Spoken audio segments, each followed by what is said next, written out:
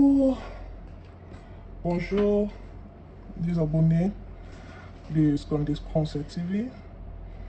On a mis une recette simple et péatique. Nous avons pour la quoi pour ça va déjeuner avec le temps. Bon, c'est un goût très bien chic. Tout qui peut créer un mois et puis vous pouvez béler par rapport à déjeuner avec le ce que le long on a mis une salle à gaufre. L'on a séparé la mélange à gaufre. On séparé la mélange à liberté. Na bibi na kombo na yesu ngamba pambola bino lelo toye kosolola mpe ya kolakisa bino ndenge nasalaka gaufre na ngai. Mpona kobanda na recette na ngai ya gaufre, premièrement nous en avons besoin d'assiette oyo. Assiette oyo nous en avons besoin nango assiette oyo mosala nango nini eza na kosala yango bamélange ya bamaki na ngai. Après ça nous en avons besoin ya maki nini milk ya poussière nido. Nous en avons besoin de milk et maïs. Nous en avons besoin de farine. Nous en avons besoin de sucre.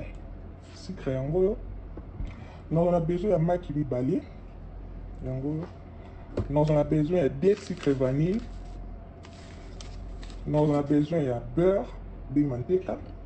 Et le lot, nous allons mélanger na ice cream. Nous allons ice cream. Les alakito pour ma tasse, on met quand on dit en salle, mélanger avec ice cream.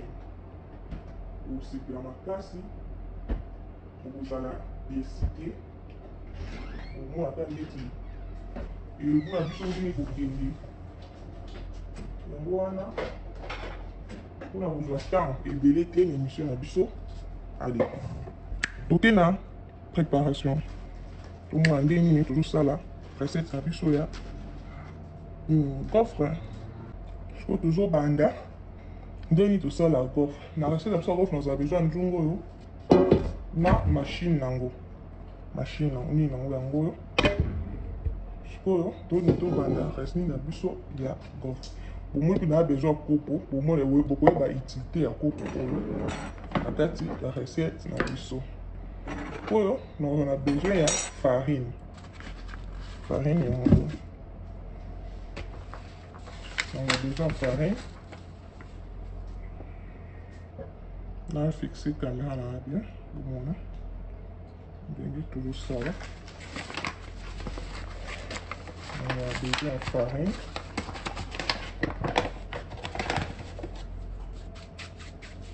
Farine à bichot, on met ça en gros.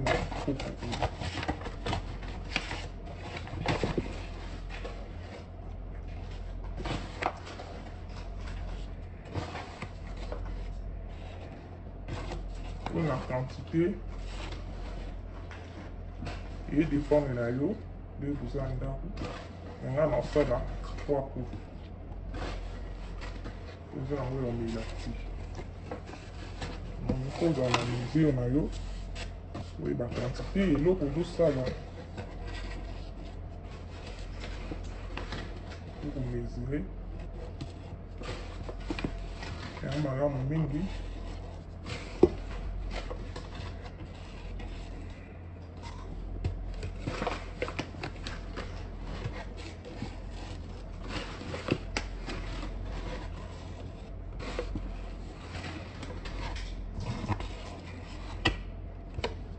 Wow.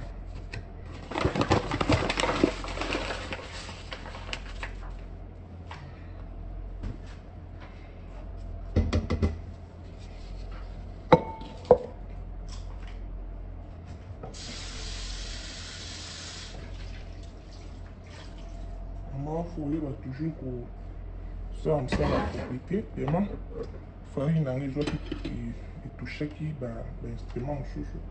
On va prendre ça. On va prendre sa place na jour. Ça la préparation on a une guise à accepter. On va très bien.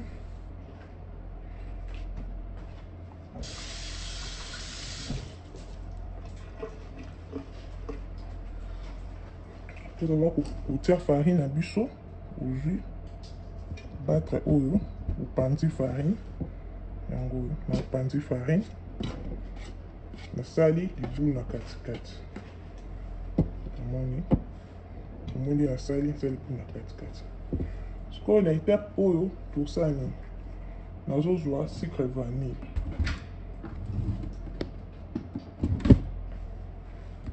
non sucre vanille te ice cream plutôt pardon moi déjà toliaki tosalelaki mais on a besoin de quantité montrer ya ice cream on a besoin de rouge petit moi goût là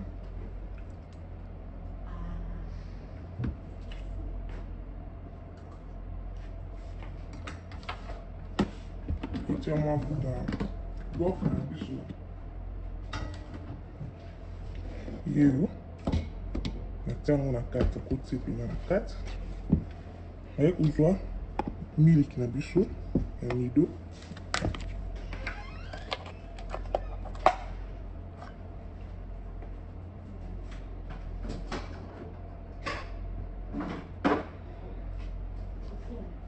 nazwi mesirete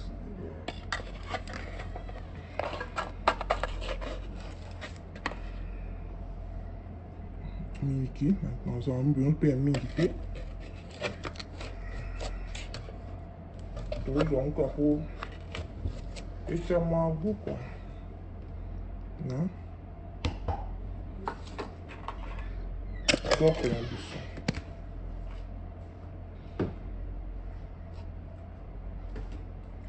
oyo l'étape oyo toujours tolekisi tano farine ya biso na sima après nayozwa maki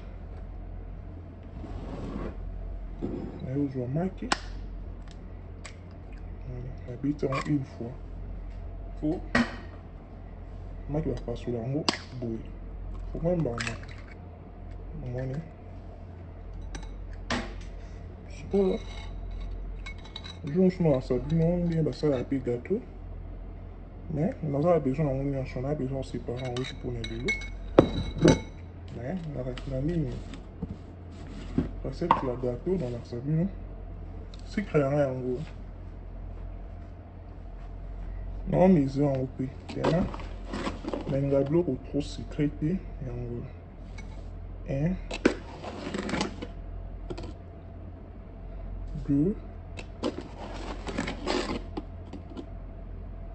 3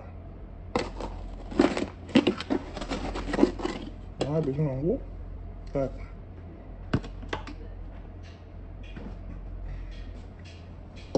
natia yango par rapport ya mesure ya 4 kopo ya farine yango natie mpe bamesure wana kaka sikoyo okitisa mwa kamaro mokie omona voilà naomélange yango namélange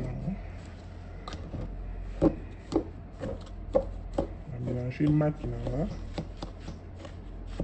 na sucre la préférence yango na oyo mpona moi na fourchette ezalaki bien te monde nasala très facile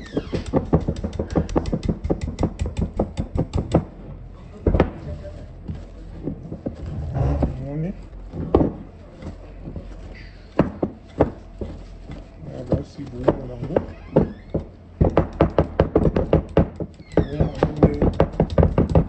maki ezo sangana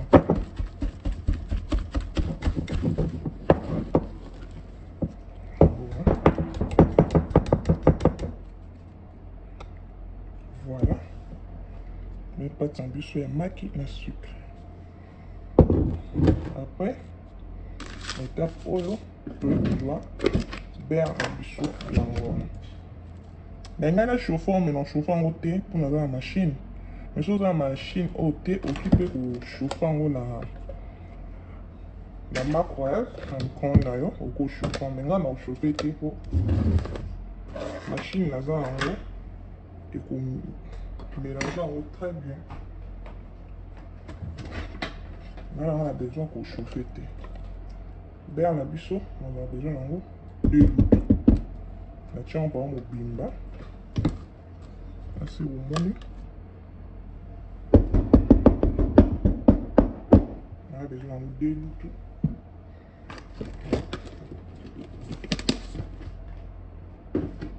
Voilà. On a besoin d'ango 2 litres. Là, sucre vanille. Là, ça. Il y a pas de ça.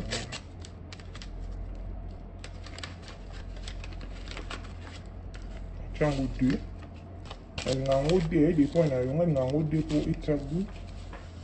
Le matsabu makasi. Bon là toujours na osala na jour pango sa place na jour sala po. Ils a propre. On osala on dégager place na moi. On va vous attendre toujours ça on sala place toujours ça que tondi too much. Oui. Le chapat na biso on est à match na sucre.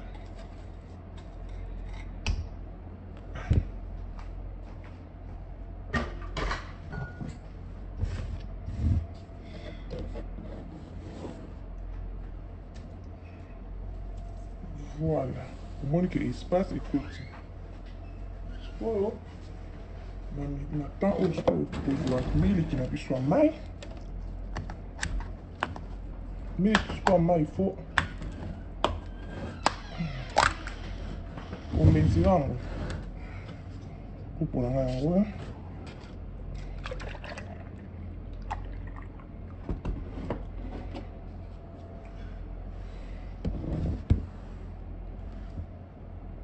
Merci bon mon on maintient la caméra très bien bon mon là-dessus coupe de bousso vaseline ucha ibele ti otaka mkie on a besoin en côté ceux qui ont la machine te réutiliser en maintenant na temps oyo tout ça na na mito aza souté na sisi pour na sur le côté l'étape ya ko sala yango mélange assez bonjour mon on a fixé caméra na bien ok voilà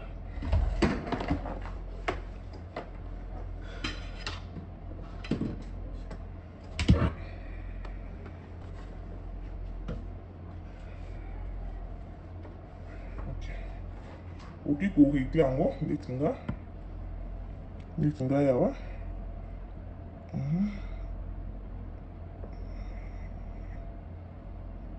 Pour régler on a 5. Maintenant tiango. Et là.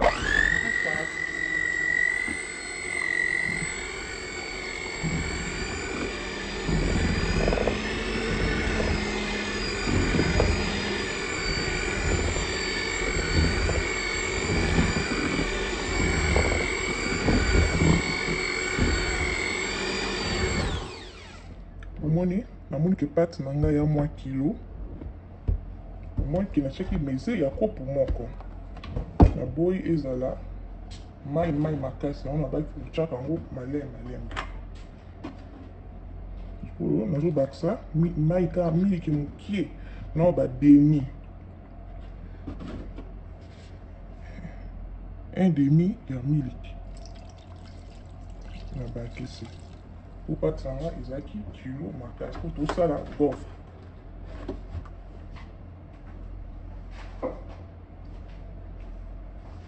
pour continuer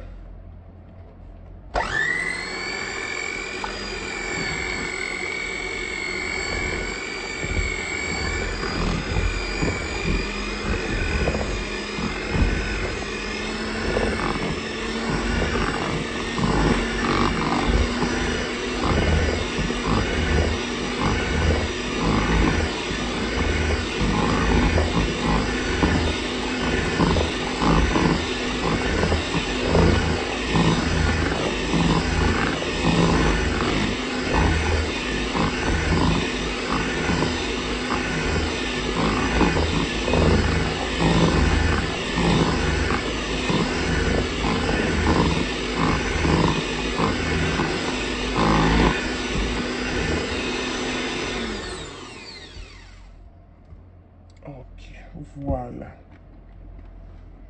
Là c'est bon money. Pâte na biso. Ndenge ekomi.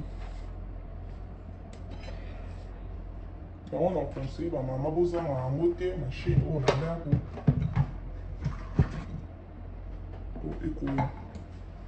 pour faciliter le père pour une pâte nanga.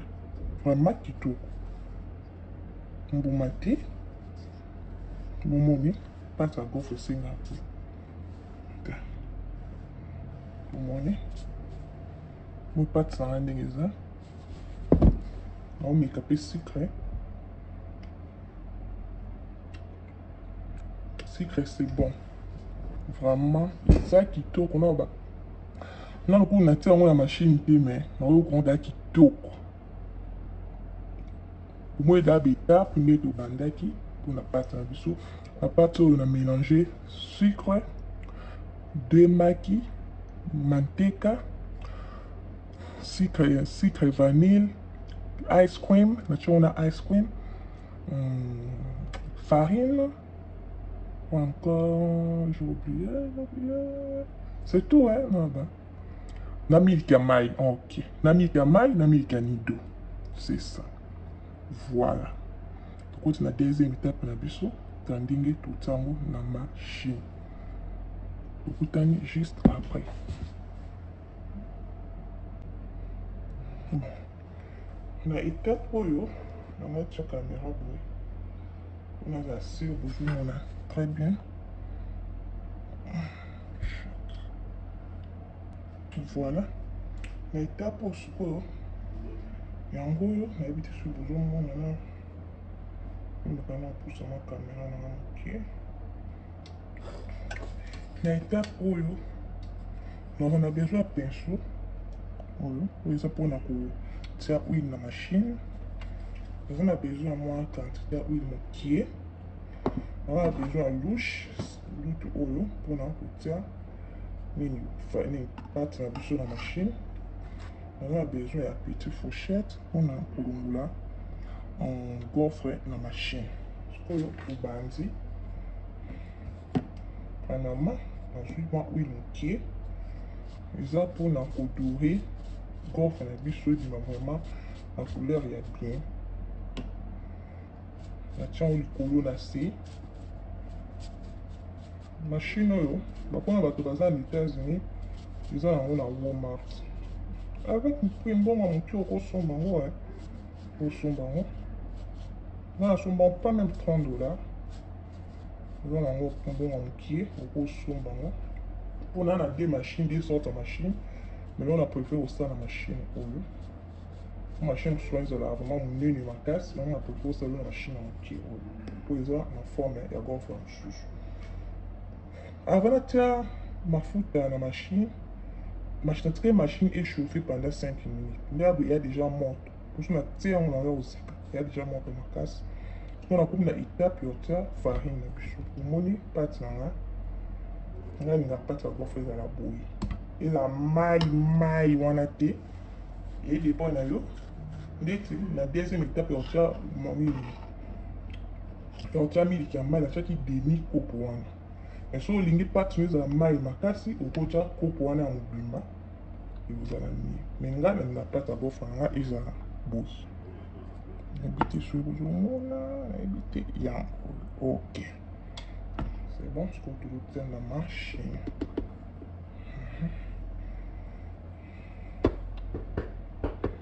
tia na machine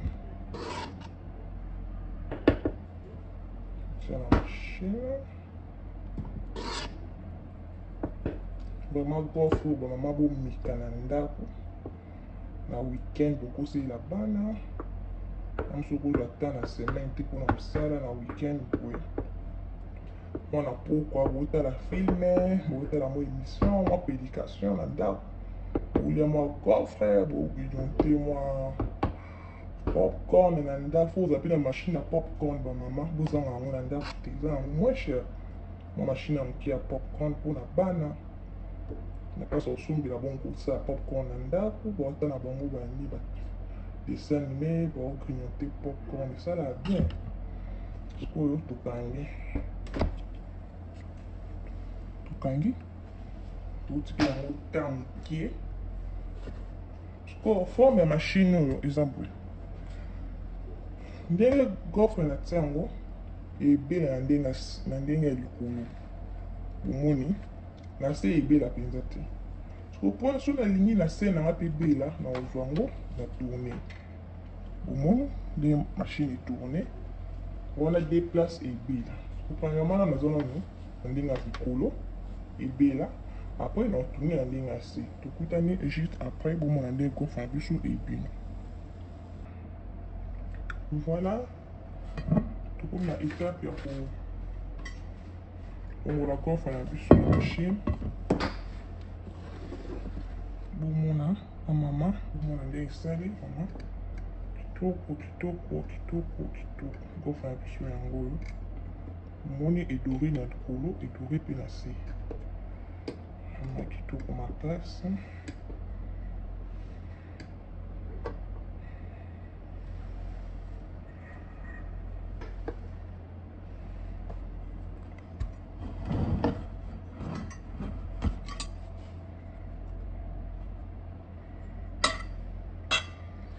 na deuxième tour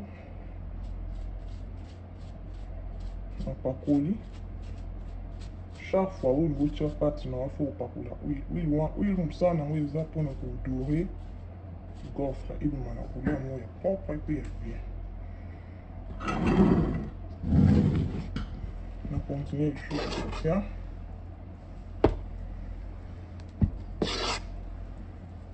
pati na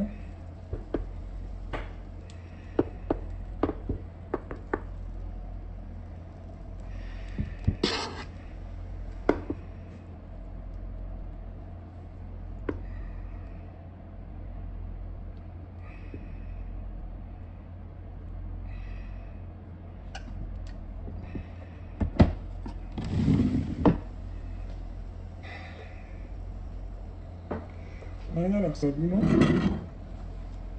gofre na biso na ebime nayebi te omona pa nayebi te tala gofre na biso nde ebime gofre ebimi mpa makasi te omosukanisa pati wana omoni na l'expliqué très bien omoni ndenge edenda gofre esengaka boye oyo omoni omoni eza gofre yango eya makasi te pati eza bien oyo nsima oyo liboso omoni edépend na moto mosusu alingaka gofre ezala pembe mosusu alingaka gofre ezala makasi na yango nayesa bino c'est vraiment oyo babaka miamia kitoko makasi nameka komeka yango mpe mokie sabino yango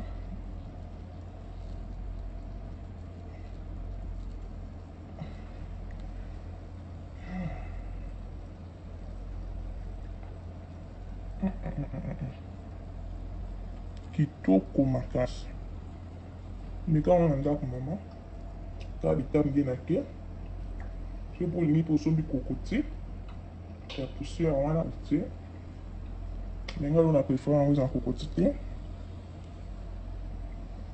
po spécialité yango ezalaki na ice cream gofre mélange avec ice cream ya vanilla nayesa bino naokoka kosaisir okuo te vraiment toko sucre nango ekoki très bien eleki te ezangi te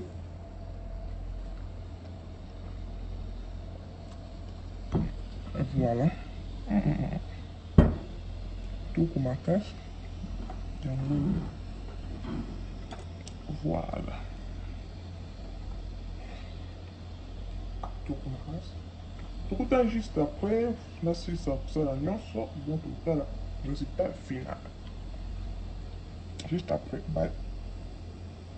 Voilà omoni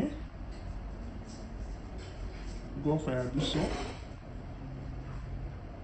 yango gaufre oyo eza kitoko makasi, kitoko bomeka yango omoni na présente yango esali miamia mposa kolia. Vraiment bosala yango na ndako na bino, opesaka ba résultat même na commentaire.